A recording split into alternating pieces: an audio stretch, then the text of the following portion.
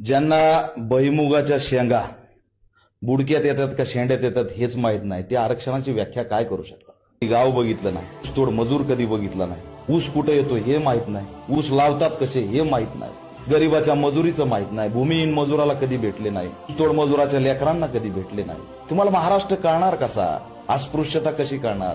तुम्हाला बाबासाहेब आंबेडकर काय कळणार? छत्रपती राजर्षी शाहू महाराजांनी कोल्हापूरला हॉस्टेल काय बनवलेत, आरक्षणाची भूमिका काय शाहू महाराजांची, तुम्हाला कळणार काय? तुमच्या बुद्धीचं बाहेरच आहे हो. प्रदेश दौरे करण्यात ज्यांचं आयुष्य गेलंय त्यांना देशातलं काय कळणार आहे? जब तक जातीवाद रहेगा तब तक आरक्षण रहेगा. आरक्षणाचा वाद चालू आहे आणि सरळ जाऊन स्टेटमेंट द्यायचं की आरक्षण आम्हाला मान्य नाही, आरक्षण नको, जातीवाद नको, म्हणा ना आम्ही तुम्हाला साथ देऊ.